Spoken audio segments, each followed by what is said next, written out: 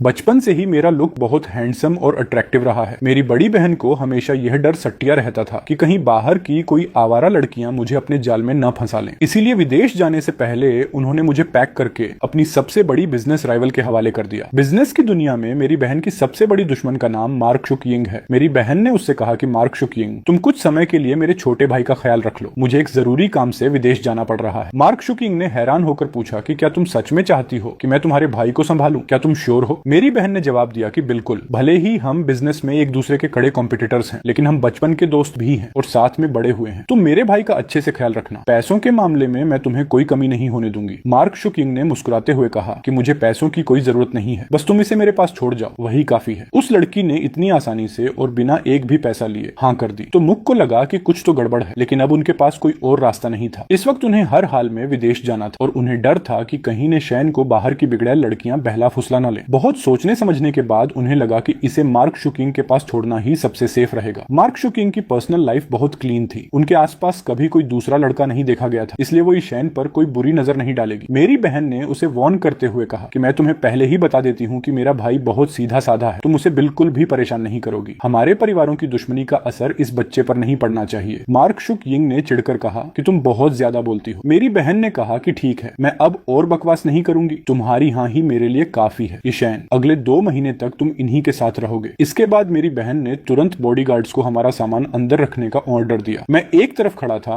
और मेरे मन में बहुत गुस्सा और नाराजगी थी। मेरी बहन भी कमाल करती है, मुझे जबरदस्ती एक अनजान औरत के पास छोड़कर जा रही है। मार्क शुकिंग एक तरफ खड़ी थी और उनके होंठों पर एक गहरी मुस्कान आ गई। उन्हें यकीन नहीं हो रहा था कि जिस लड़के को वो दिन रात याद करती थी वो खुद चलकर बिल्ली के सामने आ गया है। तो मुख ने देखा कि बॉडीगार्ड्स ने सारा सामान शिफ्ट कर दिया है। फिर उन्होंने मार्क शुकिंग की तरफ देखा। मैंने तुम्हारे अकाउंट में 10 मिलियन ट्रांसफर कर दिए हैं, तुम एक बार चेक कर लो। वैसे भी अभी समर वेकेशन चल रहा है, इसलिए इस लड़के पर थोड़ा ज्यादा ध्यान देना। बाहर के लोग इसे अक्सर घूमने फिरने के लिए बुलाते रहते हैं, लेकिन जिन लोगों की नीयत साफ ना हो उन्हें तुम इससे दूर ही रखना। मुझे तुम पर पूरा भरोसा है। तुम उन लोगों जैसी नहीं हो जो गुड लुक्स देखकर पिघल जाते हैं। तुम मेरे भाई को बिल्कुल भी परेशान नहीं करोगी, मुझे पता है। मार्क शुकिंग ने मन ही मन सोचा कि यह कितनी फनी बात है। कोई भी लड़की अपने क्रश के सामने अपनी फीलिंग्स को कैसे छुपा सकती है? जब किस्मत ने खुद उसे मेरे दरवाजे पर ला खड़ा किया है तो मैं इस चांस को इतनी आसानी से हाथ से कैसे जाने दे सकती हूँ? तो मुख ने नीचे झुककर अपनी घड़ी देखी और उनकी आवाज में थोड़ी जल्दबाजी थी। मेरी फ्लाइट का टाइम 12 बजे का है और अब देर हो रही है, तुम प्लीज इसका अच्छे से ख्याल रखना। छोटे भाई, अब मैं चलती हूँ, तुम यहाँ वहाँ मत भागना। तो मुख ने अपनी आखिरी बात कही और जल्दी से कार में बैठकर चली गई। मैंने कार को दूर जाते हुए देखा और भारी मन से एक ठंडी सांस ली। मैं अब भी ख्यालों में खोया हुआ था कि तभी एक बहुत ही प्यारी और हल्की खुशबू मेरी नाक से टकराई। मैंने अपनी नजरें नीचे की तो सीधे उनकी खूबसूरत और सॉफ्ट आंखों से टकराई, जिसे देखकर मैं कुछ पल के लिए ब्लैंक हो गया। तुम क्या करना चाहती हो? तो शैन ने सोचा कि अगर इस लड़की ने मुझे डांटने या सबक सिखाने की कोशिश की तो मैं तुरंत यहाँ से भाग जाऊंगा। मार्क शुकिंग की नजरें मेरे चेहरे पर टिकी थी और उनकी आवाज बहुत ही अट्रैक्टिव और जादुई लग रही थी। काफी देर हो चुकी है, पहले अंदर चलो। मैंने हड़बड़ाते हुए कहा कि हाँ ठीक है, और मैं थोड़ा साइड हो गया ताकि उन्हें पहले जाने का रास्ता दे सकूं। मुझे इस तरह झिझकते और रुके हुए देखकर मार्क शुकिंग की आवाज थोड़ी सख्त हो गई। क्या बात है, क्या मेरी खूबसूरती ने तुम्हारे पैर जाम कर दिए हैं जो तुम चल नहीं पा रहे? मेरी आवाज में थोड़ा अजीब सा भारीपन था जब मैंने कहा कि तुम पहले चलो। मार्क शुकिंग को मेरे दिमाग में चल रही इन छोटी छोटी बातों का कोई आइडिया नहीं था। उनके दिमाग में बस एक ही बात चल रही थी कि किसी भी कीमत पर ले शैन को यहाँ से भागने नहीं देना है। अब ज्यादा नखरे मत करो